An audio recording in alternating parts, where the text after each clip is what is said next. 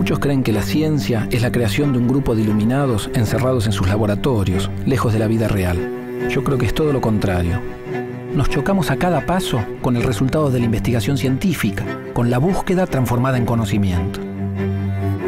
Esa búsqueda obsesiva y apasionada tiene escenarios, lugares, territorios. Me propongo demostrar que la ciencia argentina es una fuente inagotable de oportunidades, pero por sobre todo, me propongo demostrar que nuestro país es territorio de ciencia.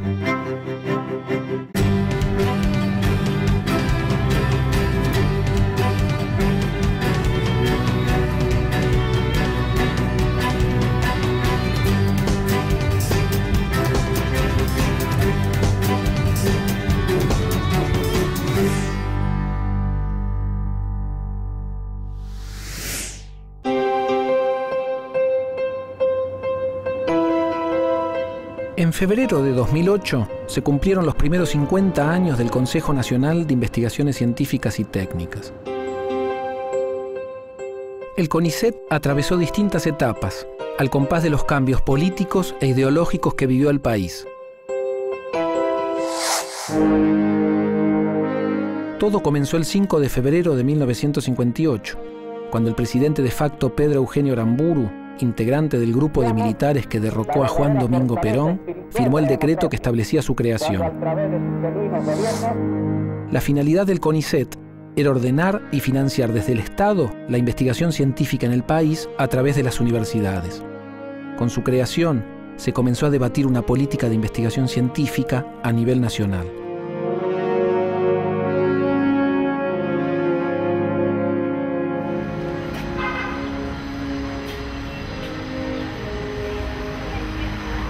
Es creado como un ente autárquico, dependiente del Poder Ejecutivo. Pero eso quiere decir que va a tener mucho movimiento, porque es adentro del CONICET donde se decide cómo se va a distribuir el presupuesto. Entonces, para crear el primer directorio que va a presidir el CONICET, se convoca a una especie de consulta a las organizaciones científicas y de allí se hace una lista que después de esa lista el Poder Ejecutivo va a nombrar directamente a los primeros miembros del Consejo Directivo.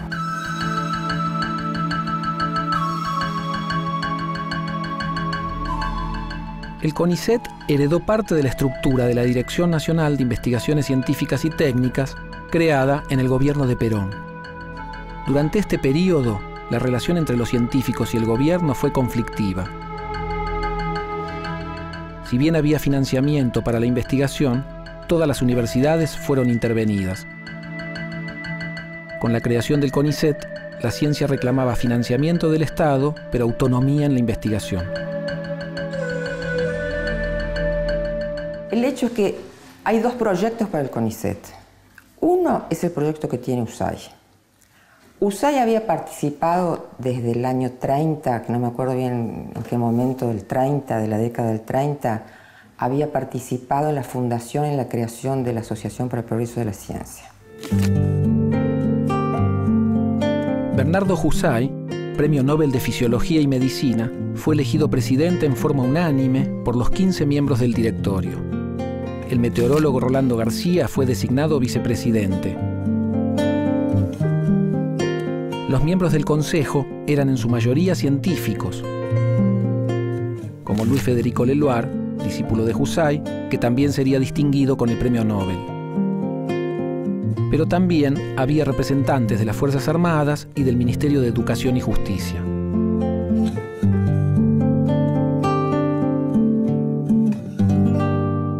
La Revolución Libertadora los encontró en un momento en donde las coaliciones de fuerzas en ese momento histórico condujo no solamente a la apertura a la universidad privada y en particular a la Iglesia Católica, sino también que el Estado resolvió darle la universidad estatal, digamos, a la figura del gobierno tripartito, la autonomía y ahí comienza el florecimiento de la investigación universitaria.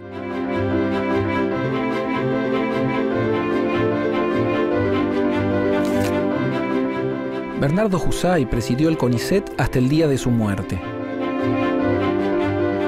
El prestigio obtenido por el premio Nobel lo convirtió en una figura intocable. Las políticas que siguió la institución estuvieron marcadas por sus afinidades ideológicas y su concepción de la ciencia.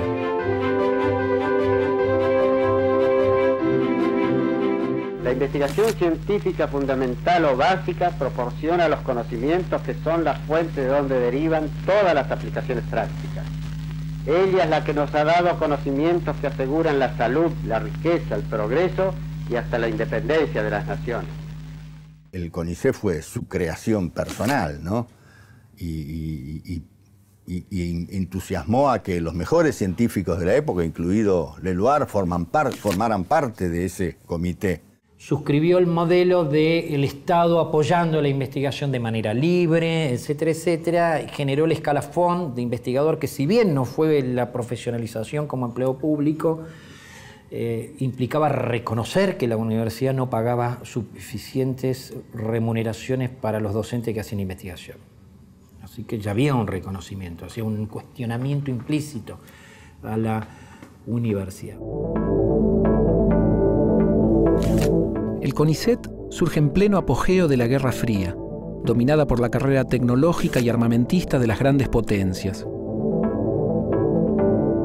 En los años 60, era un anacronismo seguir pensando en la Argentina como granero del mundo. En este contexto, el CONICET seguía el modelo de instituciones similares creadas en otros países con el objetivo de incorporar el aporte científico al desarrollo económico.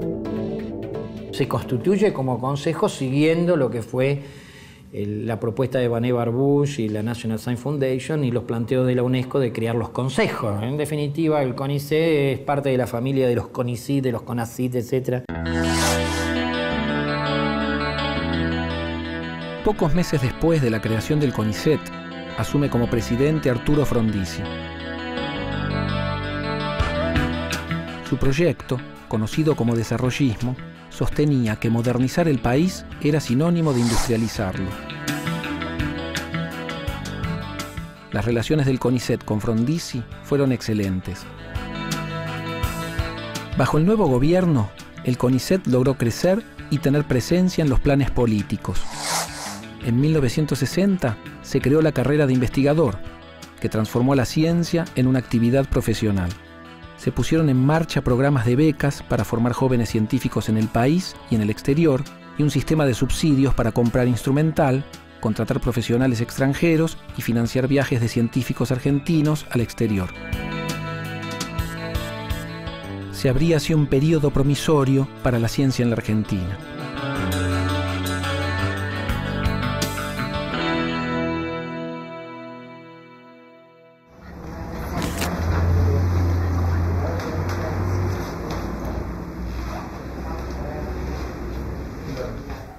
Cuando el CONICET ya está organizado y comienzan, en el año 60 ya se crea la carrera de investigador, que es una cosa importantísima para el desarrollo científico porque era la posibilidad de hacer de la carrera de investigador una profesión, que se complementa con la idea de los tiempos completos en la universidad, pero que en realidad ahí el CONICET juega un papel muy importante.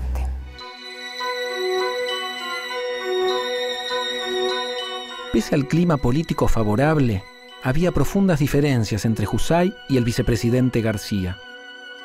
Husay creía en un modelo de investigación tradicional, financiado por el Estado, que preservara la independencia y la autonomía de los científicos. Además, fomentaba los proyectos relacionados con su área, las ciencias biomédicas. García tenía una visión diferente. Para él, la investigación científica debía estar unida a la aplicación técnica en función de un proyecto de país. Siguiendo estas premisas, García impulsó la inclusión de las ciencias sociales en el CONICET. Y esa diferencia de los proyectos es tan clara que llega al punto de que no había en el directorio ningún representante de las ciencias sociales. Y el defensor de las ciencias sociales en el CONICET va a ser Rolando García. Rolando García era mucho más político, digamos, si querés llamarlo para catalogarlo hoy un político progre, mientras que a Usay se lo acusaba de un político conservador. Qué sé yo, sería así. Rolando era un tipo más combativo, digamos, ¿no? A pesar de las divergencias entre Jusay y García, ambos coincidían en la necesidad de actualizar las políticas científicas en el país.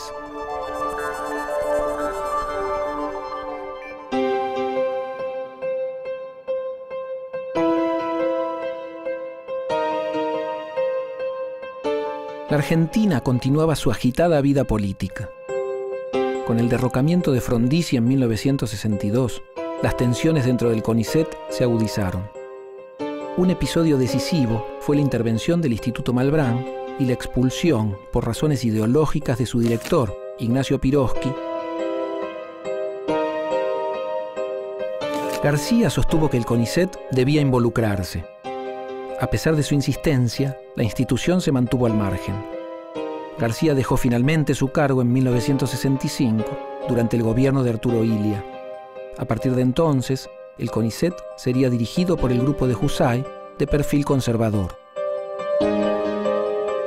Cuando esa especie de golpe, que no sé cómo llamarlo, cívico-militar, lo saca Frondizi de la presidencia, y ahí comienza a haber algunos problemas, porque hay algunos directivos del CONICET que quieren sacar una especie de declaración, y Usay se niega férreamente porque dice, bueno, que ese es un asunto donde el CONICET no tiene por qué interpretar, que finalmente se ha seguido una línea institucional y no hay declaración ninguna.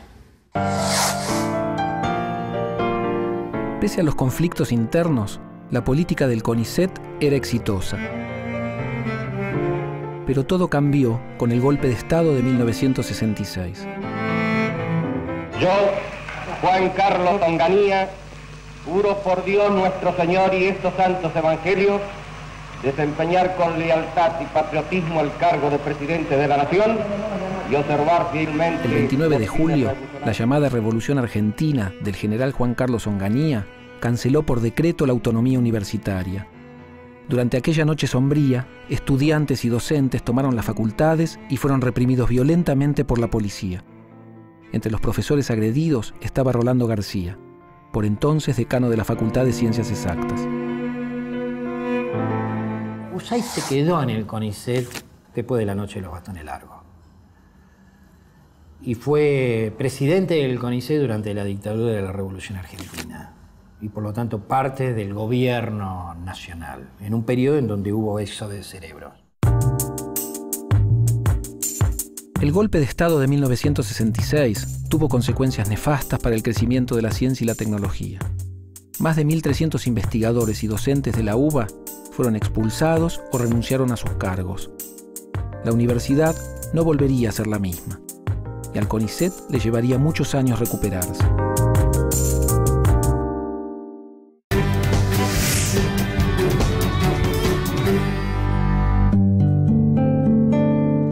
Durante el gobierno militar de Onganía, el CONICET perdió autonomía e inició una etapa de decadencia que duraría muchos años, tantos como la inestabilidad político-institucional del país.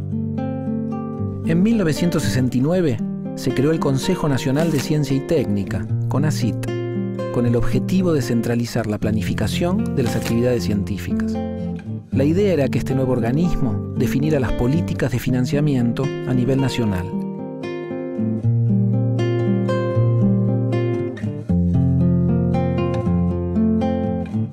Que era bastante autoritario, él sugería al Poder Ejecutivo los nombres del directorio, y entonces el gobierno de Onganía, si mal no recuerdo, le pidió que en vez de presentar un candidato, presentara una terna. Entonces siempre fue ahí cambiando el directorio, estoy hablando del fin de los años 60.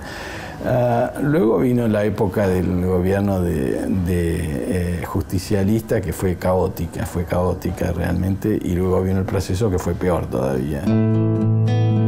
En los años siguientes, la situación empeoró. En 1971 falleció Jusay y el CONICET fue intervenido varias veces. Primero por gobiernos democráticos, más tarde por la dictadura militar.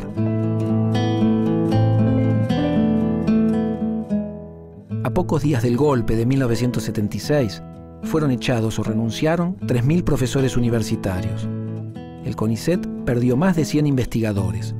La ciencia no quedó al margen del terrorismo de Estado. Pasó por distintas épocas, como toda institución en la Argentina. Los hubo un CONICET transparente, un CONICET profesional, un CONICET corrupto. Bueno, como pasa en la historia de todas las instituciones argentinas. El CONICET no se escapó a eso. Sí, el CONICET también estuvo dirigido por bandoleros. Que no me interesa decir quiénes eran, pero que los hay, los hubo, los hubo.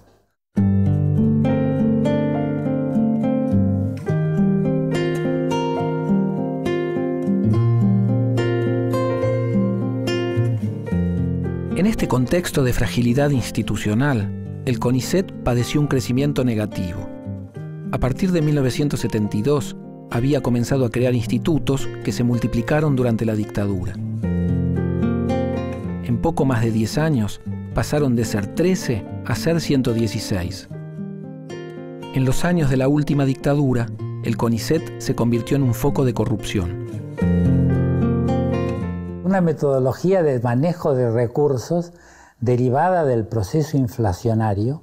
El CONICET otorgaba subsidios, pero en una época donde había del orden de 100% de inflación anual, le pedía a los beneficiarios de los subsidios que rindieran el uso de esos subsidios en moneda corriente. Y los subsidios no se le otorgaban al investigador, sino al dueño del instituto. Y el dueño del instituto llegaba a dueño del instituto porque era amigo del comisario.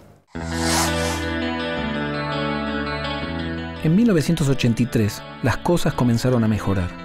Con la vuelta a la democracia, se creó la Secretaría de Ciencia y Técnica del Ministerio de Educación. El CONICET, presidido por Carlos Aveledo, quedó bajo su órbita. Las medidas más importantes consistieron en recuperar a los investigadores perseguidos por motivos ideológicos y desmantelar los mecanismos de control y corrupción heredados de la dictadura. Se hizo una auditoría y una interpelación al CONICET y se iniciaron procesos judiciales a los responsables. Fue un primer paso hacia la recuperación.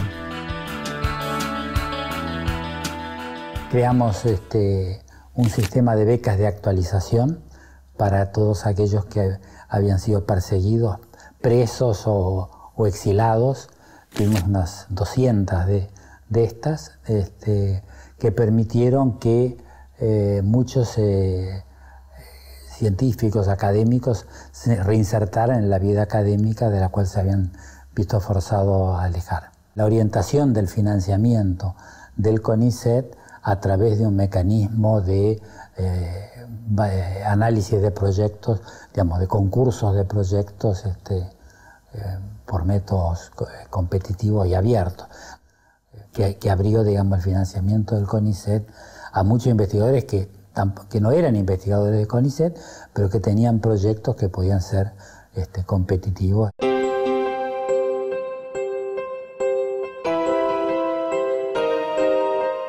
Cuando la ciencia argentina parecía recuperarse, las circunstancias políticas del país hacen volver todo para atrás.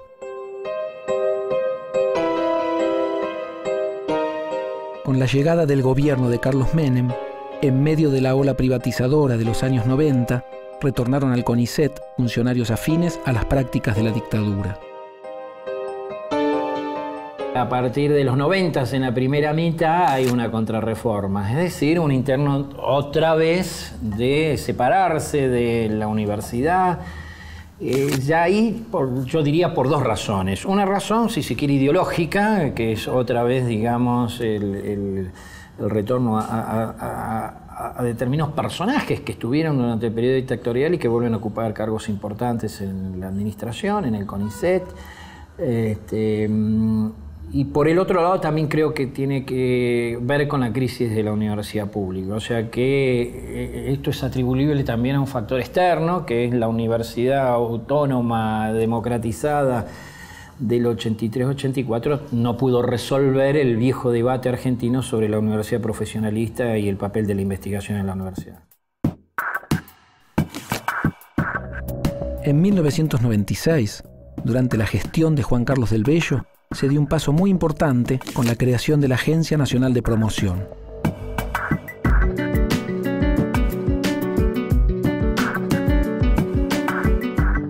A partir de entonces, el CONICET solo se dedicaría a promover y evaluar la calidad de la investigación, mientras que la nueva agencia se abocaría a las tareas de financiamiento.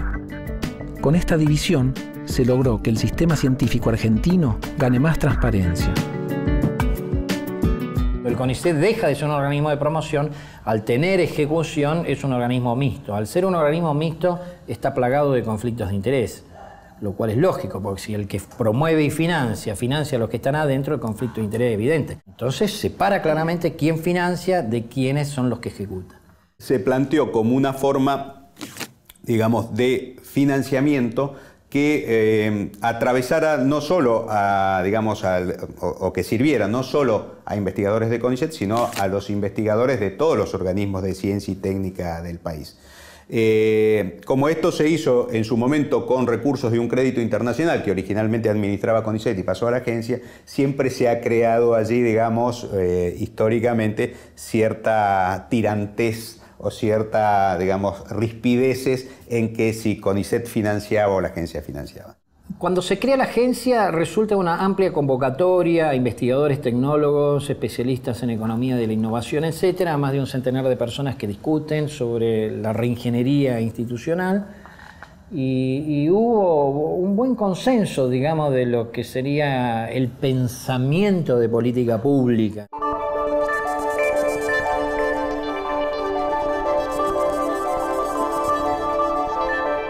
El CONICET no estuvo al margen de los desequilibrios y las contradicciones que padecieron las instituciones en nuestro país.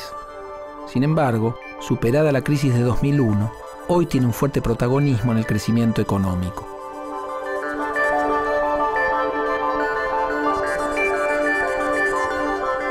El CONICET fomenta el trabajo de áreas tan diversas como nanotecnología, meteorología, historia, biotecnología, sociología, química, física y tecnología aeroespacial.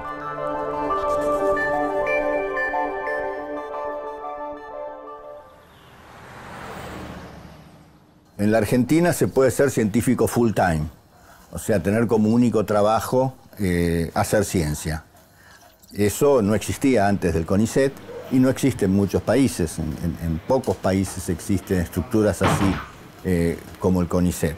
Es decir, esta asociación entre universidades y CONICET, que yo creo que es muy buena, implica que no solo investigamos, sino que además transmitimos estos conocimientos a partir de la estructura universitaria a jóvenes científicos. Es el organismo nacional que más patenta, más que las empresas en la Argentina, con un promedio de 30 a 40 patentes anuales.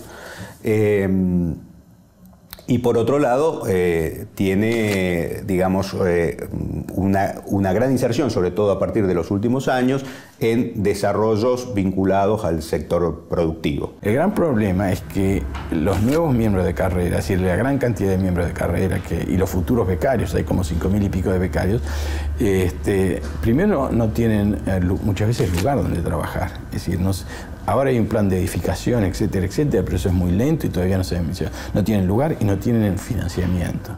Una política científica requiere de por lo menos 50 años. Es decir, si seguimos en la brecha, dentro de 20 volvemos a hablar. Pero si no hay continuidad, estamos sonados. Es decir, no se puede hacer una política pensada para el año que viene, en ciencia. En casi ninguna cosa, pero en ciencia seguro que no. De manera que es muy importante la continuidad, siempre hay que hacer correcciones, porque eso es la vida, pero estas correcciones deben tener la suavidad necesaria como para que no sean quiebres. Y yo creo que vamos manteniendo cierta forma de gestión y estoy contento de eso.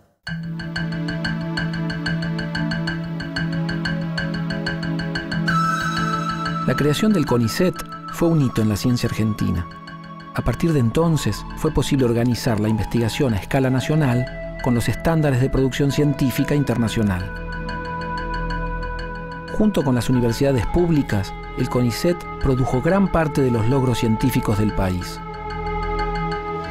El desafío que enfrenta hoy el CONICET es orientar la producción de conocimiento para cambiar el perfil productivo de la Argentina.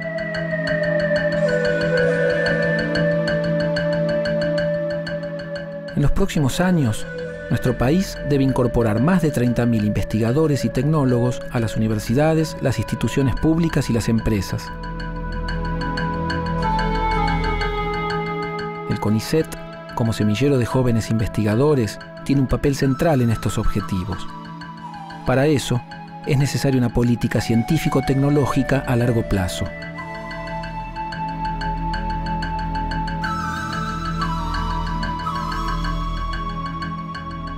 Una idea que estuvo ya en sus orígenes: hacer de la ciencia y la tecnología la clave del desarrollo social y económico del país.